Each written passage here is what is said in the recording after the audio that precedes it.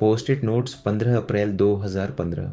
Reddit user R B Radbury अकेला रहता था। एक सुबह उसकी डेस्क पर एक पोस्ट इट नोट मिला, चोर्स की लिस्ट।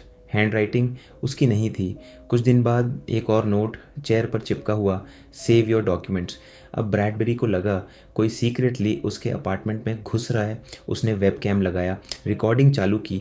20 अप्रैल को एक और नोट, हमारा लैंडलॉर्ड मुझे तुमसे बात नहीं करने दे रहा, लेकिन ज़रूरी है।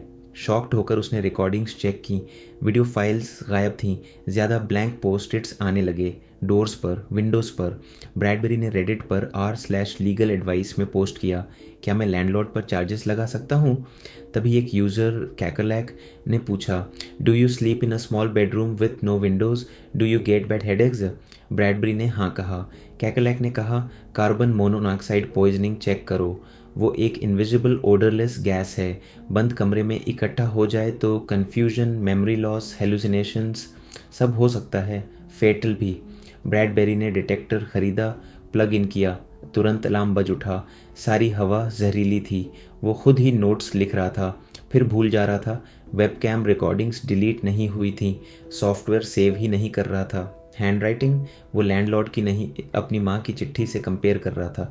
एक रेडिट कमेंट ने उसकी जान बचा ली, क्या तुमने इस आदमी को सपने में देखा है? 2008 में एक website I, have you ever dreamed of this man? एक स्केच था, एक अजीब चेहरा। स्टोरीज आने लगीं। हज़ारों लोग कह रहे थे, हाँ मैंने इसे सपने में देखा है। पोस्टर्स शहरों में लगने लगे। एक साल में 10,000 प्लस लोगों ने लिखा। सुपरनैचुरल फिनोमिनन 4 चैन यूजर्स ने इन्वेस्टिगेट किया। रिवर्स आईपी लुकअप से पता चला वेबसाइट एक गियरिला मार्केटिंग कंपनी से लिंक्ड थी। 2010 में क्रिएटर एंड्रिया नाटेला ने एडमिट किया ये एक स्टंट था। ड्राइंग उसके पिता पर बेस्ड थी। पहले टेस्टिमोनियल्स फेक थे, लेकिन उसने कभी नहीं बताया कैंपेन का असली पर्पस क्या था।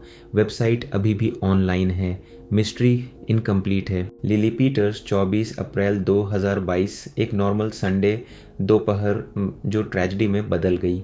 शाम 3 बजे 10 साल की लिली पीटर्स अपनी आंटी से मिलने घर से निकली। रोज़ का रूटीन था, सिर्फ 3 मिनट की साइकिल राइड।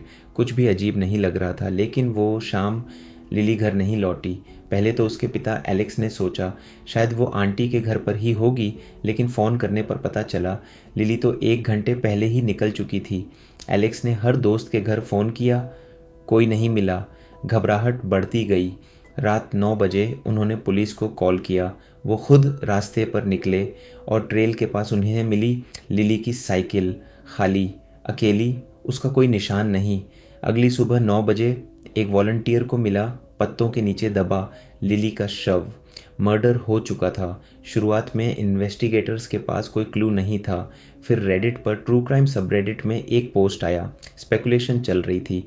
तभी एक यूज़र होम स्लाइस नेशन 4 ने लिखा, मैं उस दिन पोकेमॉन गो खेल रहा था उसी ट्रेल पर। मैंने एक लड़की को देखा पिंक पर्पल हुडी में एक और बच्चे के साथ। मुझे शक है किसी बच्चे ने ही ये किया है। पोस्ट डिलीट हो गया, लेकिन किसी ने पुलिस टिप लाइन को भेज दिया। बस एक कमेंट, एक लीड, और घंटों में गिरफ्तारी हो गई। 14 साल का कार्सन पीटर्सबर्गर, लिली का कज़न। इंटेरोगेशन में उसने सब कबूल कर लिया। महीनों से प्लान बना रहा था। उसने लिली को फॉलो किया, जंगल में ले गया, उसे पीटा, स्टिक से मारा, गला घोंट दिया, फिर वापस घर आया नॉर्मल की तरह। जब पुलिस आई तो वो फिर से गया शव को और अंदर छुपाने, पत्तों से ढकने।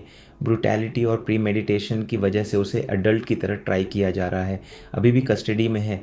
ट्रायल 2026 में होगी। गूगल मैप्स पर हेल्प 2025 की शुरुआत में लॉस एंजलिस के एक रेल यार्ड में डॉजर स्टेडियम के पास गूगल मैप्स पर दिखा। बड़े बड़े लेटर्स में लिखा था हेल्प, बार बार, साथ में फेडरल और LAPD भी।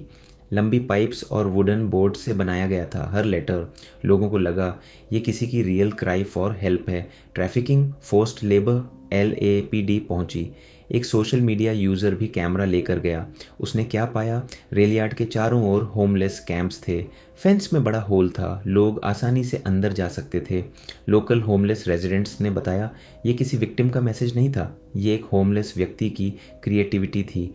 वो सालों से ऐसे बड़े मैसेजेस बना रहा था। LAPD ने कंफर्म किया।